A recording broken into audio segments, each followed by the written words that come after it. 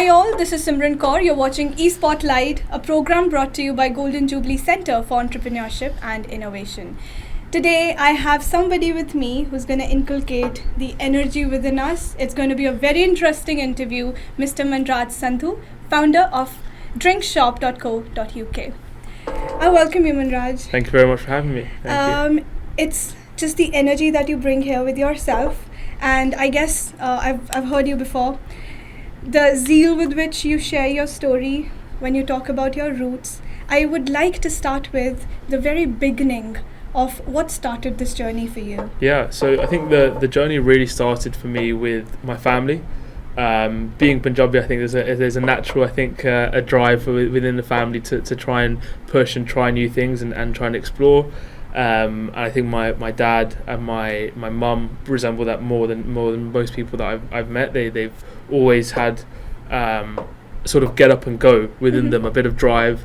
That stems from their own parents, and of course, so spending so much time with them as a child, I've kind of picked that up and learned through them and learned the benefits of hard work. I think is a big thing. So that then sort of transpired into me being interested in technology. I think I was lucky the sort of time I was growing up that we could experience all the changes in technology really happening before our eyes, and I would like to think I was someone who adopted those kind of changes pretty early and pretty quickly, and that's what kind of led me here today. But 1990s is when it started for you. Yeah, definitely. Or should I say, you started it for yourself. But that is the age when we're still doubtful about what we're supposed to do next. Yeah. We're trying to figure out what to study, what to do in life. You had yourself sorted. Yeah. What led to that? I don't even think it was like sorted. It was something that I always wanted to. I've always wanted more. I think is something that I know about myself. Is I always want more than I currently have, which can be a problem sometimes. But sometimes it's a benefit. And I suppose when COVID-19 happened and it struck everyone, I kind of refused to be like at home and stuck indoors all day. It just wasn't the kind of thing that I knew I would enjoy. I hate being sort of confined into one space or restricted to what I can do, and it was really from that after when I saw like the market kind of opening up in terms of like drinks retail and people, inability obviously because of the lockdowns to go out and enjoy themselves. The idea was sort of deliver them that service at home to a high standard and really try and help people out and make the burden of lockdown a little bit easier for them. So you're doing your MBA from King's College? Yeah, so I'm finishing my undergraduate at the moment. So that will graduate next year hopefully. So that should be good at King's, which was a really good university and really good space to explore new things. And as a part of that, joining like the Entrepreneurship Society, joining the Entrepreneurship Institute, similar to what you have here at this university. That's really taught me a lot, like probably even more than I learned from actually being in business myself. So. But your education is totally putting in its part, as far as the journey is concerned. Absolutely. But theoretically learning something and then practically doing it, especially when you're beginning with something like that, like back in the time when you started your journey. Yeah. So the elements which helped you, because you need somebody to be there with you. I mean, would you say that you did it on your own, or No. the support that you got? Yeah. What kind of support you needed back then when you were beginning it? Yeah, I mean, I definitely didn't do it by myself. It was a collaborative effort. I needed the support of my sister, for example. She's an excellent like data analyst and data modeler, so she would really help with understanding the trends and things that we could use to influence the business. Even things like at university, for example, definitely couldn't say I've done it by myself. I think there was a couple of people that I can point to. Roger Itunya, it comes to mind. He was a really guiding figure towards pushing me to do something that I wanted to do and enjoying the idea of work and turning that theory, as you said, into practical application, which is much harder than it reads in a book. It's like I studied, an example I can give is I studied accounting, like principles of accounting, and then when I had to go and do that in the real world, it was almost it's a job. Worlds apart. It's a job. But still, when you're moving forward, there are failures that you have to encounter. Yeah. I mean, as part of an entrepreneur's journey, failures is something that you cannot run back from, you know. So what keeps you going? I mean, a lot of times we take pressure, you know. If I fail, there are 100 people I have to justify myself to, especially when you're investing your own money, especially when you're an entrepreneur, you put in a lot of your own money and you're answerable to a few people. So how do you keep yourself going, and how do you justify those failures for yourself? Yeah, I think, the idea of keeping yourself going is a large part of that. I think you have to really have a lot of confidence and understand that sometimes your confidence is going to get knocked, but you have to understand how, like I studied a lot of myself and realised, how do I build my own confidence back up? What are the things that I enjoy doing that I know will help me to relax and get my mental state in a position where I'm ready to, you know, maximise my day every day as much as possible. So even when those mistakes happen, or it might not even be a mistake, it might be a conscious decision that just goes against you, it might be something that you couldn't foresee, you need to be able to pivot and mentally frame yourself to be positive and pick yourself back up, because someone actually asked me earlier, a student asked me about, they said 90% of startups fail and 10% succeed, and I said because a lot of people, you know, in my opinion, once they hit that first failure, they might just give up at that point. You've really got to push yourself and see, right, can I keep going, and how far can I get? Yeah. So now, question that might make us both laugh and relate at the same time. It's feeling the pain as well of the situation. Yeah. Because in India, what we see is entrepreneurship is a new concept. We've had entrepreneurs here, but still it's a very novel concept. I mean, it's the term now. I mean, you go 10 years back, we were not even, we didn't know what an entrepreneur is, right? But if you see the cultural difference, I mean, I see that your father really believes in you. Yeah. You know, I mean, you might have gone and I want to do this. You know, he might have supported you. But here, a lot of youngsters face this issue where their families do not support. Yeah. You know, because they think that, oh, we'd be putting in money. What if it's a failure? You know, so that kind of family dynamic. If there's somebody who's really wanting to be an entrepreneur, have an amazing idea, they want to have a startup, but at the same time they have such a situation, what will be your take on this mindset? And if there's anything that you want to say to the parents and to the entrepreneur who's facing the situation back at family? Yeah, I think to the entrepreneur, I would encourage them to find environments like this, for example, environments where you'll find like-minded people who will probably come from similar struggles and similar backgrounds to yourself, and most of the time those people will be facing similar issues. I think there's the kind of guiding principle of general life is that there's nothing new really. Someone else has probably faced the issue that you're facing.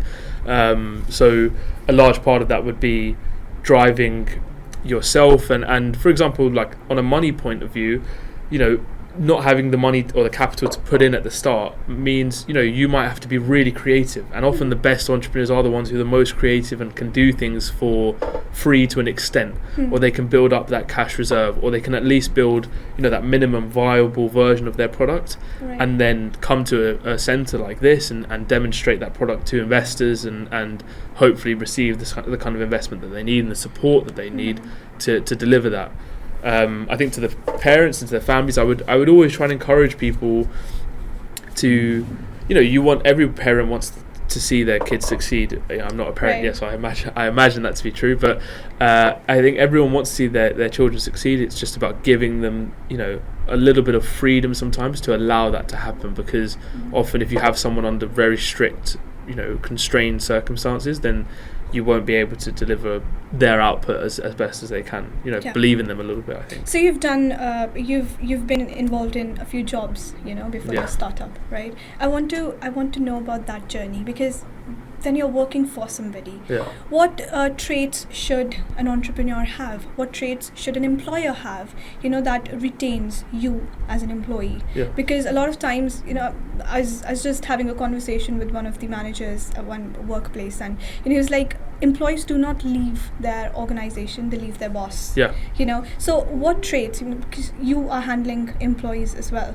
so what traits should an employer have to create an environment where they feel vocal, where they feel flexible and creative? Yeah, I think crystal clear communication. That's the only thing that's a major thing that will really stop people and cause sort of an unsettling feeling is if you can't clearly communicate to those staff members and to the people in your team, like, rather than looking at them as like staff and the boss, look at it as like a collective flat organization where everyone is working towards the same mission and objective. And if you can communicate that clearly to people, then hopefully they can hopefully they'll be a part of the journey for a long time. So one problem that a lot of entrepreneurs face is when we're to start, everything's scattered. I mean, we have everything in our mind, but everything is scattered. Where to start from, where to get the money from, where to invest it, whom to work with, whom to have a partner with, whom to have as a partner. So what's the first stage when you're having that plan? What should be your first action that you immediately should do and be like, okay, now everything's on piece of paper, but this is the first thing that I have to do to start the journey? Yeah, I think the first thing to do is see, is the product that you're trying to form technically feasible? That could be in any context. For example, like if you're trying to make a children's toy, for example, and you want to sell it as a low market or a low end price product, is that even possible to build it, for example, at a low price? Is it sustainable? Is it a real business? Can that business really form?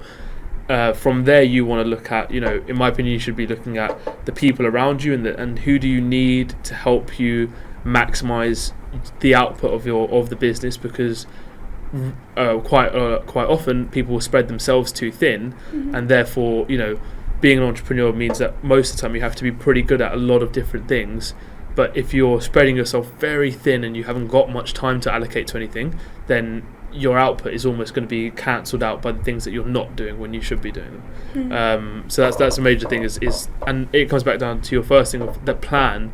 Having a clear plan is something that I really like doing. I like getting a whiteboard out, for example, and just writing as much as possible on it, and then trying to organise those thoughts a bit more systematically to have a way of proceeding forwards and knowing exactly what you're going to do. So we are the generation that has seen the transformation of technology, from the landlines, to social media that we're using, a click away. Any strategy, because a lot of times we're like, oh, we need to hire a separate team, we've made a fuss about it, but a lot of times we fail even after a lot of effort, and especially because you started when the COVID hit us, so a lot of your work must have been through the social media. So any strategy, how should we plan that part of the business? I think that again comes down to understanding your customer, understanding who you're pitching your product to, because if you understand that, then fundamentally you'll be able to put it in front of the right person now more so than ever before, because when, for example, 20 or 30 years ago, to get the product in front of the right customer you didn't have a network, you didn't have a way of searching for people that are interested in a specific thing. You didn't have a Facebook group, for example, dedicated to people who like this one topic. Now we have that. It's about leveraging that to support your business in the best way possible and avoiding those pitfalls, the common pitfalls that people make of just trying to essentially put the product out to a huge market initially and then receiving very little response, because you're spreading yourself too thin. You're whatever budget you've got, if that's money or even if it's time, you don't want to be wasting it on pitching your product to people who aren't the actual target initially. If you can create the initial target market, and then you can expand out to hopefully a mass market appeal. A lot of times I get to hear from a lot of people that when you're having something of your own, a startup, anything, a project, let's keep it simple, a project, we invest so much of ourselves into it, but then there's this feeling, okay, we have to leave everything else. We just have to be focused on this, and that includes our family as well. Sometimes, our personal relationships. So we let go of that work-life balance sometimes. And I see that a lot, especially in the younger generation. And another thing that I really witness is that in order to have people know that you're doing something, you have to look serious. If you're not looking serious, that means you're not justifying a job. So what's your mindset about it? What's your thought about it? I mean, letting go of the work-life balance, just being, all right, this is my baby, my startup, I'm supposed to groom it, grow it up. But don't you think we should learn how to balance it with everything else? I think that I understand the people, and I understand that I think I do it myself. When you start something, you become obsessed with it, and it becomes the thing that you fixate your time around. But I would also encourage people, and I've learned this myself a lot in the last sort of year, probably 18 months, about having a bit of balance and finding something that you enjoy doing that can be, it might only be an hour a day, or it might only be a few hours a week that you take the time off of your work to do. But when you do it, you're almost completely isolated from your work, and it's not even like you're not trying not to think about it, you just don't think about it because you're immersing yourself in something completely different. It could be a passion, it could be a hobby, it could be a sport, for example, anything. It could be spending time with your friends. A few hours a week, hopefully some time every day, just to isolate yourself and clear your head, really, because if you go and read any book from any entrepreneur ever, they'll always tell you that to operate the best, they have a clear head, they have a clear vision of what they're working on. And often if you spend a lot of time hyper obsessing over one thing, you actually lose focus and lose track of what you initially were doing in the first place. Yeah. So what are your passions? I mean, apart from startup, what's something that you do to keep yourself in that state relax, of mind? Yeah. Oh, I try to watch Arsenal football matches, but those can be pretty stressful as well at times if the results aren't going your way. I like going for a walk in the mornings. It's quite relaxing.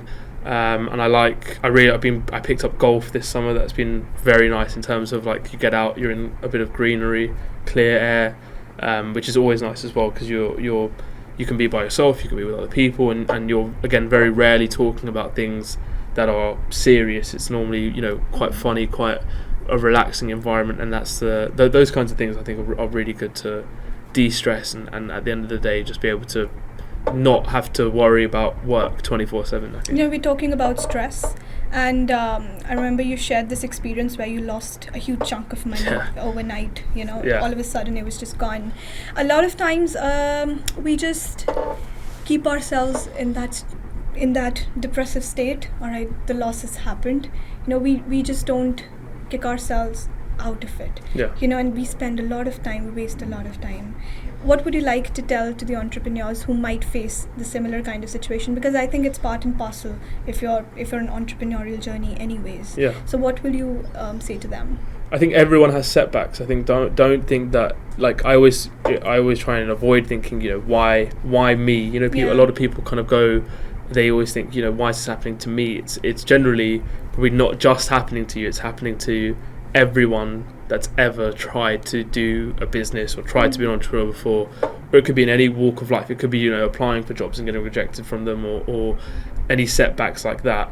I would just try and encourage people as much as possible to surround yourself with people who are going to pick you back up from those moments and suggest okay, how do we bounce back? What can I learn from that failure and take forward into the next time to avoid making the same mistake again?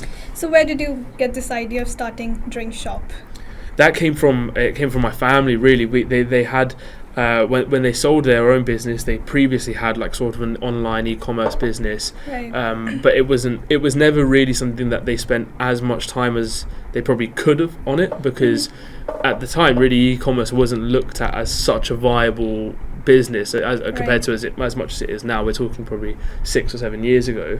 The idea of e-commerce was very like people, and I think customers were quite scared and quite sketchy about whether or not the business was legit.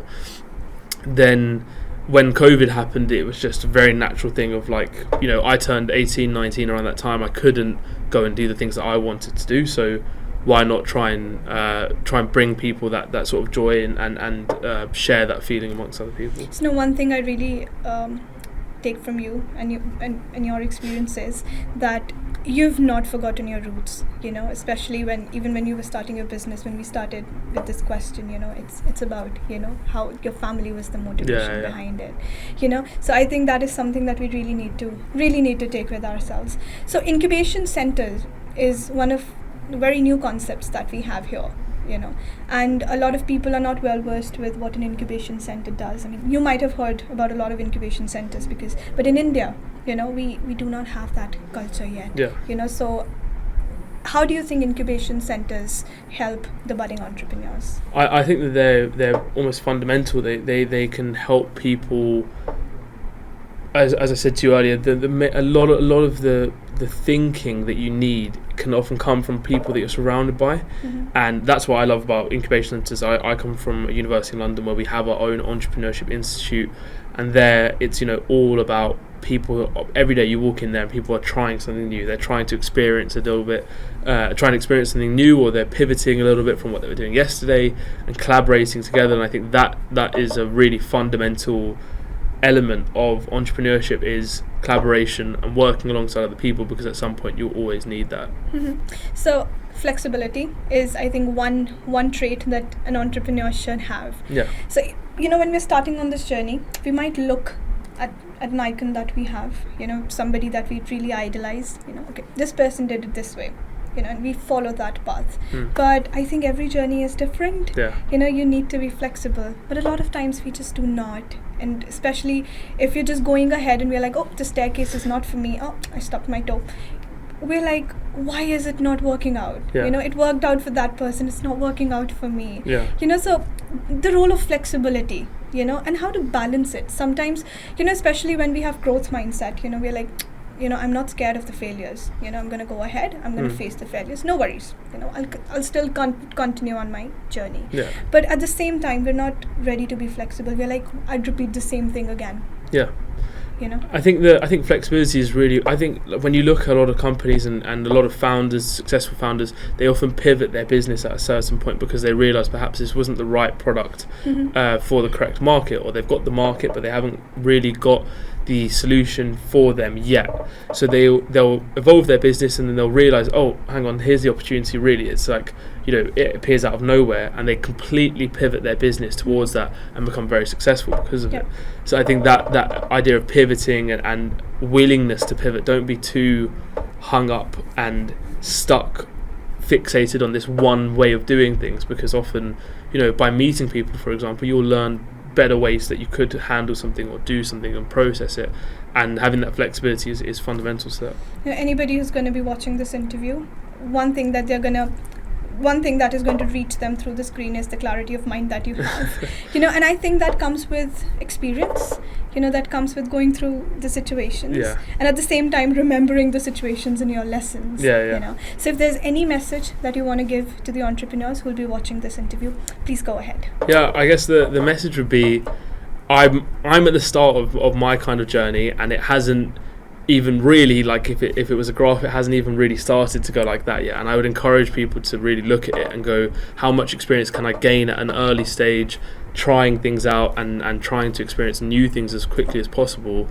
so that way you can one day, when you want to take your own leap and start your own business, you can really grow it based on a wealth of knowledge that you've got from you know, other companies and other people around you, and putting yourself in the right environment.